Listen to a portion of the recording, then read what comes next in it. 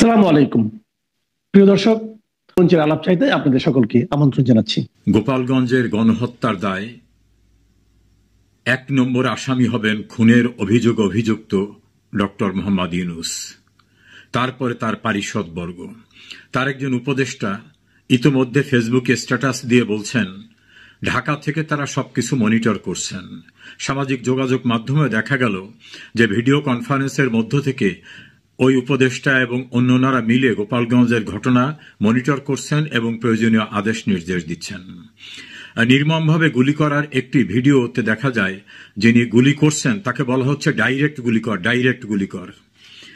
প্রাসঙ্গিক বিষয় হচ্ছে কখনো কোনো মব হলে বা কোনো অনাকাঙ্ক্ষিত পরিস্থিতি হলে তাদের থামাবার জন্য টিয়ার গ্যাস নিক্ষেপ করা যায়, যদি রাবার বুলেট নিক্ষেপ করা যায়, যদি আরও প্রয়োজন হয় পায়ে বা কোমরের নিচে গুলি করা যায়, এরকম সিচুয়েশন হলে এক্ষেত্রে ডাইরেক্ট গুলি করা। এবং এ পর্যন্ত যে কজন মৃত্যু মুখে ঢলে পড়েছেন তাদের প্রত্যেকেরই শরীরে গুলির কারণে মৃত্যু হয়েছে, এভাবেই রিপোর্ট পাওয়া গেছে। ফলে গুলি করেই যে তাদেরকে হত্যা করা হয়েছে এটা আর বলার অবকাশ রাখে না, এটা স্বীকৃত। দ্বিতীয় হচ্ছে গোপালগঞ্জের মানুষেরা যেভাবে প্রতিরোধ গড়ে তুলে তাদের ক্ষোভের প্রকাশ ঘটাচ্ছিলেন, তাদের কারু কাছেই কিন্তু কোনো মারণাস্ত্র ছিল না। তা তাদের হাতে যদি মারণাস্ত্র না থাকে তাহলে তারা আর একজনাকে মেরে ফেলতে পারবে এরকম অবস্থা ছিল না। যদি তেমন অবস্থা না থাকে তাহলে পুলিশ, আর্মি, র্যাব, বিজিবি কেউই আত্মরক্ষার জন্য গুলি করেছেন এ কথা বলার কোনো সুযোগ নাই। এ পর্যন্ত যে তথ্যপত্র পাওয়া গেছে গোপালগঞ্জের অতি সাধারণ মানুষ যারা ক্ষোভে রাস্তায় বেরিয়েছিল তাদের কারু কাছেই কোনো মারণাস্ত্র বা কোনো বড় ধরনের অস্ত্র দেখা গেছে এমন কোনো রিপোর্ট নাই। তাহলে তারা যদি লাঠি সোটা নিয়েও বাইরে আসেন, কথার কথা বলছি, তাহলে সেই লাঠিওয়ালা মানুষদেরকে নিবৃত করার জন্য তাদেরকে গুলি করে নির্মমভাবে মেরে ফেলার কোনো জাস্টিফিকেশন নাই। দ্বিতীয় হচ্ছে আমরা দেখলাম গুলিবিদ্ধ একজনের উপরে পাকিস্তানি হানাদার বাহিনীর স্টাইলে বুট দিয়ে পাড়িয়ে তাকে তার মৃত্যুটাকে নিশ্চিত করা হচ্ছে। আর একটা দৃশ্য আমরা দেখলাম যে একজনের হয়তো গুলিতে মৃত্যু হয়ে গেছে, সেই শহীদের ডেড বডিটাকে যেভাবে তুচ্ছ তাচ্ছিল্য করে পুলিশ ভ্যানের ভিতর তোলা হচ্ছে, এতে মনে হচ্ছে যেন হিটলারের বাহিনী এখানে আক্রমণ করেছে। বাংলাদেশের কোন আইন শৃঙ্খলা রক্ষাকারী বাহিনীর আচরণ এমনটা হবে এটা আমরা আশা করিনি। তাছাড়া যাদেরকে তারা মারছে, যাদেরকে গুলি করে হত্যা করা হচ্ছে, তারা কেউই সশস্ত্র অবস্থায় ছিলেন না এবং উল্লেখযোগ্য কেউ না। কারণ দীর্ঘদিনের রাজনৈতিক মামলা হামলা এবং 16 জুলাইয়ের পূর্বে বেশ কিছু অপারেশনের কারণে বাড়ি বাড়িতে গিয়ে র্যাব পুলিশের হামলার কারণে এলাকায় রাজনৈতিক উল্লেখযোগ্য নেতৃবৃন্দ কেউই ছিলেন না, অতি সাধারণ মানুষ ছিলেন। আজকের এই বিক্ষোভে কিন্তু আবাল বৃদ্ধ বনিতা দল মত নির্বিশেষে সবাই বেরিয়ে আসছে, এমন অবস্থাটা দৃশ্যমান। কেন বেরিয়ে আসছে? যে বাংলাদেশের মানুষের জন্য তীর্থস্থান বঙ্গবন্ধুর পুণ্যভূমি, বঙ্গবন্ধুর কবরস্থান, বঙ্গবন্ধুর মাজার, সেটাকে গুড়িয়ে দেবেন এ জাতীয় বাজে কথা ঢাকায় বসে এই যে ন্যাশনাল চিলড্রেন পার্টি বা ন্যাশনাল ক্রিমিনাল পার্টি যে নামই আমরা বিভিন্ন লোককে অবহিত করে, তারা বিভিন্ন সময় চিৎকার করে করে বলছে এবং তারা দাম্ভিকতা দেখিয়ে বলছে যে মুজিববাদকে মুর্দাবাদ করে দেব, গোপালগঞ্জের নাম পাল্টিয়ে দেব। তা মুর্দাবাদ কি? মুজিবের কোনো নিজস্ব মুজিববাদ ছিল না। মুজিব যেটা চাইতেন সেটাকেই মুজিববাদ হিসাবে তার সহকর্মীরা অভিহিত করতেন। তিনি চাইতেন পাকিস্তানি হানাদার বাহিনীর কাছ থেকে বাংলাদেশটাকে স্বাধীন করতে হবে, সেই স্বাধীনতা তিনি এনে দিয়েছিলেন। তাহলে মুজিবের যে মতবাদ ছিল সেই স্বাধীনতা আনাটাকে তারা গুড়িয়ে দিতে চায়। তাহলে কি এই ন্যাশনাল ক্রিমিনাল পার্টি এরা কি চাচ্ছে যে বাংলাদেশটাকে আবার পূর্ব পাকিস্তানে পরিণত করতে? এ প্রশ্ন উঠেছে। আরেকটি গুরুত্বপূর্ণ বিষয় আমাকে অনেকেই জানতে চেয়েছেন। ক্যাবিনেট ডিভিশনের বিভিন্ন ডিসিশন আছে। কোন একজন মন্ত্রী এলাকায় গেলে তার প্রোটোকল করবেন ডিসি এবং এসপি র্যাঙ্কের অফিসাররা। প্রতিমন্ত্রীর জন্য এডিসি এবং এডিশনাল সুপারিনটেন্ডেন্ট পুলিশ।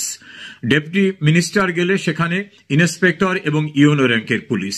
প্রোটোকল কারা পাবেন, কিভাবে পাবেন, এর কিছু নিয়ম কানুন আছে, না হলে তো যার ইচ্ছা সেই প্রোটোকল নিতেন। গোপালগঞ্জে আজকে যারা মহাসমারোহে গেলেন তাদেরকে সেনাবাহিনীর কনভয়, র্যাবের কনভয়, পুলিশের কনভয়, বিজিবির কনভয় এবং আসার সময় সেনাবাহিনীর সুসজ্জিত যানে করে তুলে আনা হলো। কোন প্রোটোকলে? কোন প্রোটোকলে তাদেরকে ঢাকা থেকে গোপালগঞ্জ পর্যন্ত যাওয়ার প্রতিটি জায়গায় এমনভাবে সশস্ত্র পাহারা দিয়ে নেওয়া হলো? এটার কোনো আইন এবং নিয়ম আমরা এখনো খুঁজে পাইনি। দ্বিতীয়ত, তারা নিশ্চয়ই কারো না কারো আদেশে গিয়েছেন। তাহলে আদেশটা যারা দিয়েছেন, সেনা প্রধান হন, পুলিশ প্রধান হন, বিজিবি প্রধান হন, র্যাব প্রধান হন, বা তাদের দ্বিতীয় ব্যক্তিরা হন, যারাই দিয়েছেন তারা কিসের ভিত্তিতে দিলেন? তারা কি বাংলাদেশের বিদ্যমান আইনের বাইরে নিজের খেয়াল খুশি মতো দিতে পারেন? অবশ্যই তারা পারেন না। সেনা প্রধান বলেছিলেন সেনাবাহিনী নিরপেক্ষ থাকবে। এই নিরপেক্ষতা তারা দেখিয়েছেন। মবে যখন বঙ্গবন্ধু ভবনকে গুড়িয়ে দেওয়া হয়, তারা দাঁড়িয়ে থেকে নির্বাকভাবে দেখলেন, পরে সেখান থেকে চলে এলেন। আজ গোপালগঞ্জে নারকীয় তাণ্ডব সৃষ্টি করার জন্য যারা গেলেন, তাদের পাহারা দেয়া, তাদের স্বার্থে গুলি চালানো, তাদের স্বার্থে নির্মমভাবে মানুষকে মারধর করা, হতাহত করার এই ঘটনায় পুলিশ, আর্মি, র্যাব, বিজিবি কার আদেশ নিয়ে করেছিলেন? সেনাপ্রধান আপনার নিয়ন্ত্রণে আছে? সেনাবাহিনী, র্যাব প্রধান আপনার নিয়ন্ত্রণে আছে? পুলিশ প্রধান, আপনি তো রিটায়ারমেন্টে বাড়ির থেকে ফিরে আসা, আবার নতুন করে চাকরি পাওয়া, তারপরও বলবো আপনার নিয়ন্ত্রণে কি আছে এগুলি? যদি না থেকে থাকে, তাহলে আপনাদের স্টেটমেন্ট দিতে হবে যে এই হত্যাকাণ্ডের দায় আপনি নিচ্ছেন না। আর যদি স্টেটমেন্ট না দেন, তাহলে আইনানুগ প্রক্রিয়ায় ধরে নেওয়া হবে আপনাদের কমান্ডে এটা হয়েছে। আর আপনাদের কমান্ডে এটা যখন হবে, তখন অবশ্যই কমান্ডার হিসাবে কমান্ডিং লায়াবিলিটিসে মানবতা বিরোধী অপরাধ, এই গণহত্যার দায়ে আপনারা অভিযুক্ত হবেন। এখান থেকে পরিত্রাণের কোনো সুযোগ নেই। আরেকটি গুরুত্বপূর্ণ প্রসঙ্গে এখানে আসছে, গোপালগঞ্জে বঙ্গবন্ধুর বাড়িতে হামলা করা, ভেঙে দেওয়া, চুরমার করে দেওয়া, এরকম উস্কানি দেওয়ার ঘটনায় দেশে এবং দেশের বিদেশ থেকে, দেশের বাইরে থেকে যারা উস্কে দিচ্ছিল, সেই উস্কানিতে বাংলাদেশ সরকারের বিভিন্ন বাহিনী, সিভিল অ্যাডমিনিস্ট্রেশন, তারা কেন সম্পৃক্ত হলো? কিভাবে তারা এই ঘটনা যারা ঘটাতে চায় তাদেরকে উস্কে দিচ্ছেন? আজকেও গোপালগঞ্জে তারা যে ভাষায় বক্তব্য রেখেছেন, ইনকলাব জিন্দাবাদ, যেটা পাকিস্তানের স্লোগান ছিল, এইভাবে যারা বাংলাদেশকে, বাংলাদেশের মুক্তিযুদ্ধের চেতনাকে ধ্বংস করতে চায়, তাদেরকে যারা পৃষ্ঠপোষকতা দিচ্ছেন, আশ্রয় দিচ্ছেন, প্রশ্রয় দিচ্ছেন, দায় আপনারা এড়াতে পারবেন না। সজীব ভুইয়া, আসিফ মাহমুদ সজীব ভুইয়া, তাকে সরাসরি দেখা গেছে ভিডিও কনফারেন্স করে মনিটর করতে, তার সঙ্গে আরো উপদেষ্টা এবং পুলিশ প্রধানরা। তাহলে গোলাগুলি যা হয়েছে তারা করেছেন, আর তারা এককভাবে কোনো গোলাগুলি করতে পারেন না, তাদের সম্মিলিতভাবে দায়িত্ব রয়েছে। ডক্টর ইউনূস তার পক্ষ থেকে যে স্টেটমেন্টটা দেওয়া হয়েছে, সেই স্টেটমেন্টে এতগুলা মানুষের হত্যাকাণ্ডের ব্যাপারে একটি শব্দ নাই। তাহলে এই হত্যাকাণ্ডকে তিনি ওন করেন। ইতোপূর্বেও তিনি পুলিশ হত্যা সহ যারা সাংবিধানিক দায়িত্বে ছিল তাদের হত্যাকাণ্ডের বিচার করা যাবে না, এভাবে একটা চিরকুট ইস্যু করেছিলেন। কেউ কেউ বলে ইনডেমনিটি, যারা নির্বোধ তারা জানে না ইনডেমনিটি কোন এক্সিকিউটিভ অর্ডারে দেওয়া যায় না। আর এক্সিকিউটিভ অর্ডারেও 1975 সনের 26শে সেপ্টেম্বর ইনডেমনিটি জারি করা হয়েছিল। 1979 সালে জাতীয় সংসদে সেটাকে আইনে পরিণত করা হয়েছিল। তারপরে কিন্তু সেই ইনডেমনিটি থাকে নাই। বঙ্গবন্ধুর খুনিদের দাম্ভিকতা চূর্ণ করে দেওয়া হয়েছে, তাদের বিচার হয়েছে, জেল হত্যার বিচার হয়েছে, বুদ্ধিজীবী হত্যার বিচার হয়েছে। কাজেই ডক্টর ইউনূস, যিনি অসাংবিধানিক, যারই কোনো লিগাল অথরিটি নাই, তিনি খুনের দায় থেকে কেউকে মাফ করতে চাইলে এটা মাফ হয় না। তবে ডক্টর ইউনূস এবং তার পারিষদবর্গ আপনাদের রক্ষা করতে কেউ কিন্তু আসবে না। ইউনূস হয়তো যে কোনো সময় পালিয়ে যেতে পারেন। আমার মনে হয় এয়ারপোর্ট থেকে তার পালিয়ে যাওয়া এখন বোধহয় সম্ভব হবে না, কারণ এত রক্তের দাগ যার হাতে, যিনি নিজেই স্বীকার করেছেন যে মেটিকুলাস ডিজাইন করে তিনি ক্ষমতায় এসেছেন, শেখ হাসিনাকে সরিয়েছেন।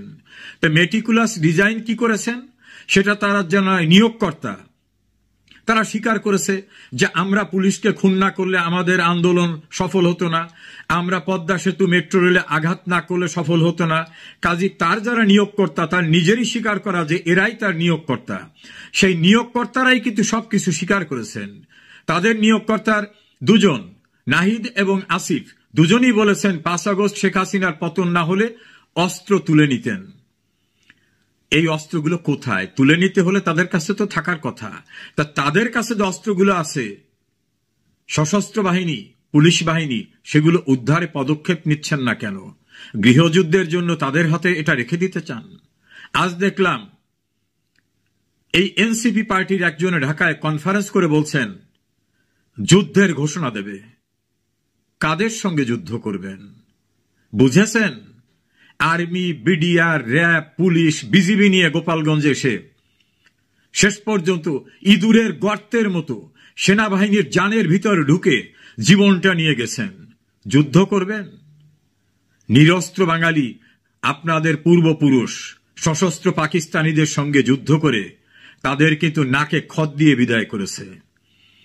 বঙ্গবন্ধুর মহানুভবতায় অনেকে রক্ষা পেয়েছে। আপনারা যুদ্ধ করতে আসুন। Army, RAB, BDR, BGB, police, এদের দিয়ে এসেও লাভ হয় নাই গোপালগঞ্জে, বুঝতে পেরেছেন। আর খালি হাতে বা এই সশস্ত্র পাহারা ছাড়া অস্তিত্ব টিকবে না। আমি যে প্রসঙ্গটি নিয়ে কথা বলেছিলাম, আমরা জানতে চাই কোন আইনে তাদের এই প্রটোকল দেওয়া হয়েছে। আমরা জানতে চাই কার হুকুমে সেনাবাহিনীর সশস্ত্র টিম এভাবে ভারী অস্ত্রসহ মেশিন গানের মতো যন্ত্র নিয়ে এখানে এসেছে এবং সেই গানে করে এদের উদ্ধার করে নিয়ে যাওয়া হলো। কার হুকুমে সেনাবাহিনী অস্ত্র চালালো? কার হুকুমে পুলিশ এভাবে গুলি করলো? কার হুকুমে বিজিবি এই নৃশংসতা চালালো? নিশ্চয়ই ডক্টর ইউনূসের হুকুমে, তার পারিষদবর্গের হুকুমে। সেনাপ্রধান, আপনার কাছ থেকে আমরা স্টেটমেন্ট চাই। র্যাব প্রধান স্টেটমেন্ট চাই। স্টেটমেন্ট দিলেও যে রক্ষা হবে তা বলা যায় না, কিন্তু স্টেটমেন্ট না দিলে আপনারাই যে ঘটনার অনুঘটক, আপনাদের নির্দেশেই যে ঘটনা ঘটানো হয়েছে, আইন, সংবিধান, ক্যাবিনেট ডিভিশনের ডিসিশন সবকিছু উপেক্ষা করে ঘটানো হয়েছে, এটা স্বীকৃত। এটাকে আইনের ভাষায় বলে কনফেশন, এটাকে বলা হয় স্বীকারোক্তি। এই স্বীকারোক্তির জন্য ভবিষ্যতে বিচারের সময় খুব বেশি সাক্ষীরও প্রয়োজন হবে না। পরিত্রাণ কিন্তু কেউই পাবেন না। আপনাদের বিদেশি প্রভুরা, পাকিস্তানের প্রভুরা অথবা বড় একটি রাষ্ট্রের প্রভুরা কেউ রক্ষা করতে পারবে না। বুঝতে পেরেছেন? ডাক দিয়েছেন সারা বাংলাদেশের সবাইকে গোপালগঞ্জে আসতে, কেউ আসেনি। আলিয়া মাদ্রাসার কয় ছাত্র আর ভাড়া এসেছিল আরো কয়েক জায়গার থেকে কয়েকজন, সব মিলে 150 মানুষ নিয়ে। অনলাইন পোর্টাল এবং গণমাধ্যমের যে পরিমাণ মানুষ ছিল সে পরিমাণ মানুষও সেখানে ছিল না। ফলে মঞ্চের ছবি দেখানো হয়েছে, সামনের অডিয়েন্সের ছবি দেখানো যায়নি। আমি দ্ব্যর্থহীন ভাষায় বলতে চাই, কোথায় হাত দিয়েছেন বোঝেননি। বিষাক্ত সাপের লেজে যেমন পা দেওয়া যায় না, বাঘের লেজ দিয়ে কান চুলকানো যায় না, গ্রাম্য প্রবাদ রয়েছে। বঙ্গবন্ধুর দল আওয়ামী লীগ, বঙ্গবন্ধুর পুণ্যস্থান, সেখানে দাম্ভিকতা সৃষ্টি করতে গেছেন। এই দাম্ভিকতা চূর্ণ হয়ে গেছে, বুঝতে কি বাকি আছে? ঢাকার রাস্তায় এখন নেমে দেখুন, ডাক দিলে আয় রাজুতে আয়, আর কেউ আসে না। আপনাদের সহযোদ্ধা সহকর্মীরা অনেকেই চলে গেছে এবং তারা স্টেটমেন্ট দিয়ে বলছে যে এদের যে এই লক্ষ্য ছিল সেটা আমরা জানতাম না। আপনারা যে ক্ষমতার জন্য জুলাই আগস্ট আন্দোলনের নামে এই জঙ্গিবাদ কায়েম করেছিলেন সেটা শেখ হাসিনা ঠিকই বুঝেছিলেন। তিনি বারবার বলেছিলেন এদের লক্ষ্য কোটা আন্দোলন না, এদের লক্ষ্য রাষ্ট্র ক্ষমতা দখল করা। সেটা প্রমাণিত হয়েছে। আমরা চাই বিভিন্ন ডিপার্টমেন্টের লোকদের কাছে এই জঙ্গিদের দ্বারা প্রভাবিত হয়ে নিরস্ত্র মানুষের উপর গুলি চালাতে যাবেন না। আজকে সেনাবাহিনীর একজন সিপাহী চাকরি ছেড়ে চলে আসছেন এই নির্মমতা দেখে। একজন ম্যাজিস্ট্রেট চাকরি ছেড়ে চলে এসেছেন। আপনাদের সঙ্গে থাকা আপনাদের সহযোদ্ধারা অনেকেই আপনাদের ছেড়ে চলে আসছেন। অনুষ্ঠান করতে গেলে সামনে কোনো লোক থাকে না, বুঝতে বাকি আছে এখনো।